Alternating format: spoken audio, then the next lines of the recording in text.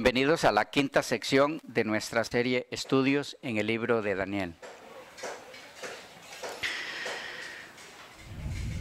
Continuamos con el simbolismo del número 10.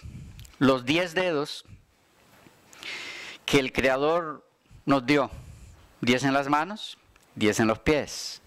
Lo hizo con el propósito de concientizarnos de nuestra responsabilidad ante Él respecto al uso que le demos a nuestras manos en lo que hacemos y a nuestros pies en lo que atañe a dónde vamos. Noé completó la era antediluviana en la 10ª generación. Los diezmos representan la totalidad de lo que debía el hombre a Dios, como marcando y reconociendo la demanda de Dios sobre el todo.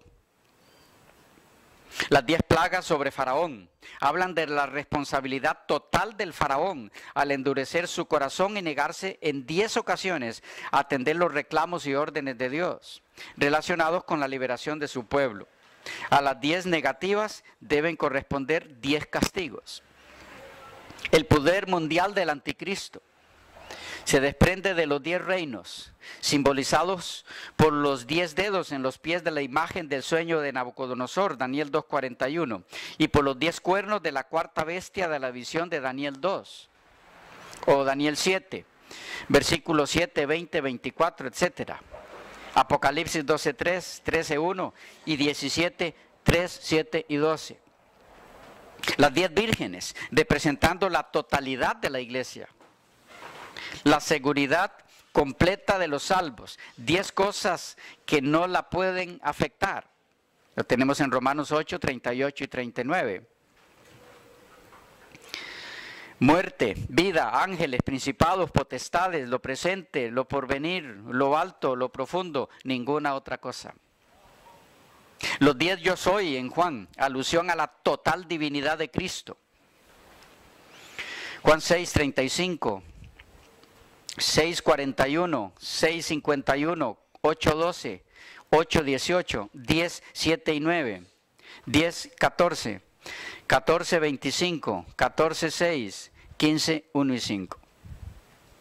Los injustos que no heredarán el reino están representados por 10 pecados. 1 Corintios 6:9. Fornicación, idolatría, adulterio, afeminación, sodomismo, robo, avaricia, borrachera, maledicencia, estafa. Algunas notas sobre el resultado de la prueba de 10 días. Dice el texto, Daniel 1:20, en todo asunto de sabiduría e inteligencia. Literalmente se lee sabiduría de inteligencia o todo asunto de sabiduría e entendimiento. Ciertos comentadores han explicado que la construcción hebrea resulta del deseo de parte del autor de expresar la forma más excelsa de inteligencia o ciencia, o de presentar ante sus lectores la idea de que se quería significar una sabiduría regulada o determinada por el entendimiento. Es decir, no se trataba de una sabiduría mágica o ciencia sobrenatural. Esto sugeriría que Daniel y sus amigos sobrepasaban a los hombres de su profesión en asuntos de ciencias exactas, como astronomía y matemática, y en estudios lingüísticos. Habían aprendido perfectamente la escritura cuneiforme, los idiomas babilonio y arameo, y la estructura cuadrada aramea. Algunas lecciones prácticas de la prueba y el resultado de los 10 días. 1. El saber no llega por casualidad. El adquirir la sabiduría de los babilonios, al hacerlo, Daniel y sus compañeros tuvieron mucho más éxito que los demás estudiantes, pero su saber no llegó por casualidad. Lo obtuvieron por el uso fiel de sus facultades bajo la dirección del Espíritu Santo. Se relacionaron con la fuente de toda sabiduría e hicieron del conocimiento de Dios el fundamento de su educación. Con fe, oraron por sabiduría y vivieron de acuerdo con sus oraciones. Se colocaron donde Dios podía bendecirlos. Cuántas cosas importantes aprender. Evitaron lo que habría debilitado sus facultades y aprovecharon toda oportunidad de familiarizarse con todos los ramos del saber. Siguieron las reglas de la vida que no podían menos que darles fuerza intelectual. Procuraron adquirir conocimiento con un propósito, el de poder honrar a Dios. Comprendían que a fin de destacarse como representantes de la religión verdadera en medio de las falsas religiones del paganismo, necesitaban tener un intelecto claro y perfeccionar un carácter cristiano. Y Dios mismo fue su maestro. Orando constantemente, estudiando concienzudamente y manteniéndose en relación con el invisible, anduvieron con Dios como lo hizo Enoc. Sigue diciendo Elena de White en esta cita: en cualquier ramo de trabajo, el verdadero éxito no es resultado de la casualidad ni del destino. Es el desarrollo de las providencias de Dios, la recompensa de la fe y de la discreción, de la virtud y de la perseverancia. Las bellas cualidades mentales y un tono moral elevado no son resultado de la casualidad. Dios da las oportunidades, el éxito depende del uso que se haga de ellas. Yo estoy mencionando esto muy rápido. Usted tómelo con calma y analice todas estas lecciones que son profundas. Continúa diciendo ella: mientras Dios obraba en Daniel y sus compañeros, el querer como el hacer por su buena voluntad, Filipenses 2:13, ellos obraban su propia salvación. En esto se revela cómo obra el principio divino de cooperación, sin la cual no puede alcanzarse verdadero éxito. De nada vale el esfuerzo humano sin el poder divino, y sin el esfuerzo humano el divino no tiene utilidad para muchos. Para que la gracia de Dios nos sea impartida, debemos hacer nuestra parte. Su gracia nos es dada para obrar en nosotros el querer y el hacer, nunca para reemplazar nuestro esfuerzo. 2. El Señor cooperará con todos los que como Daniel y sus compañeros le sean fieles. Dice ella: así como el Señor cooperó con Daniel y sus compañeros, cooperará con todos los que se esfuercen por hacer su voluntad. Mediante el impartimiento de su espíritu fortalecerá todo propósito fiel, toda resolución noble. Los que anden en la senda de la obediencia encontrarán muchos obstáculos. Pueden ligarlos al mundo influencias poderosas y sutiles, pero el Señor puede inutilizar todo agente que obre para derrotar a sus escogidos. En su fuerza pueden ellos vencer toda tentación y toda dificultad. Cuántas maravillosas promesas hay aquí para los fieles. 3. La fidelidad en las cosas pequeñas conduce a los grandes éxitos. Dice Elena de White: Dios puso a Daniel y a sus compañeros en relación con los grandes de Babilonia, a fin de que en medio de una nación idólatra representasen su carácter. ¿Cómo pudieron ellos hacerse idóneos para un puesto de tanta confianza y honor?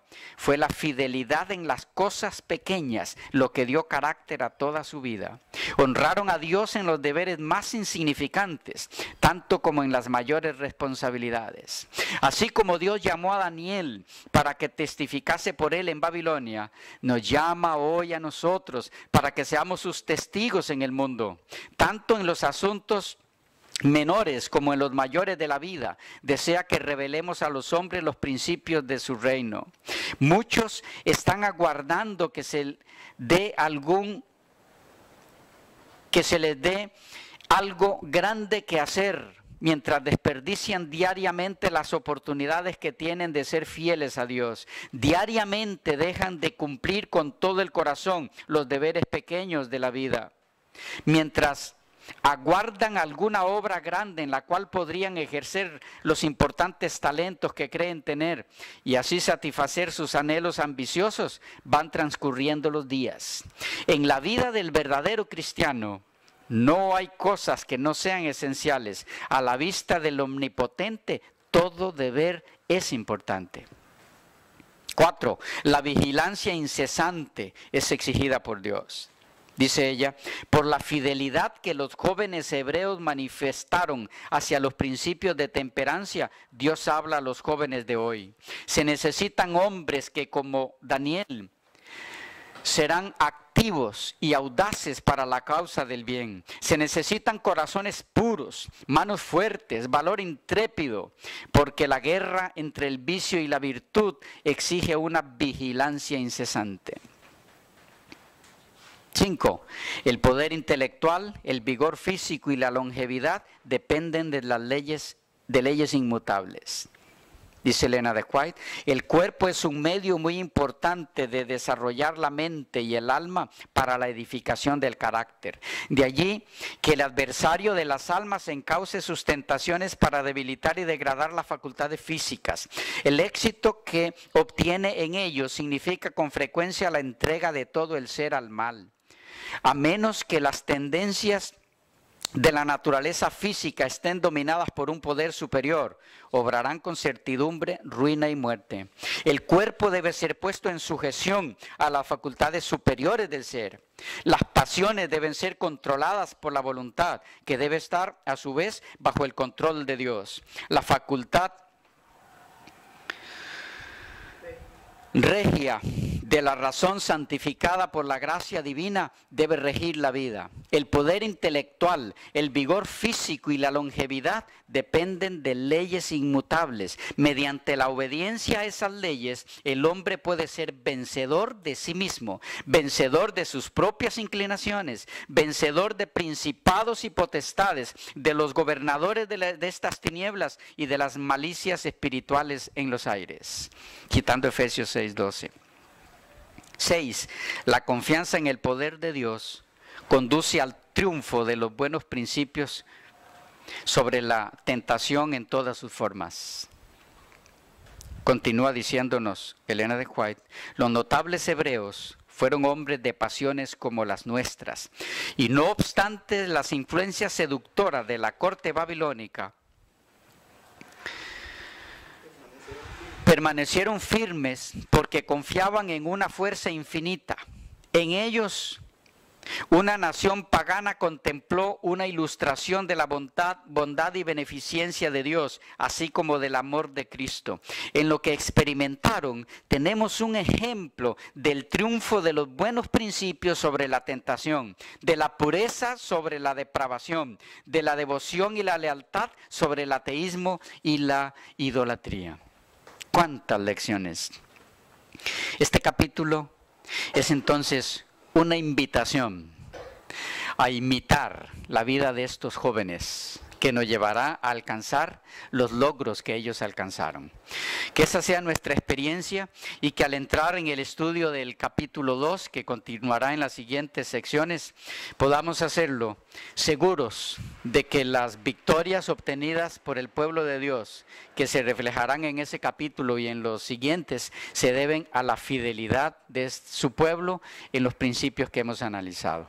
Dios les bendiga mucho y continuamos en la próxima sección, iniciando el capítulo 1, o más bien el primer versículo y los subsiguientes del capítulo 2 de Daniel.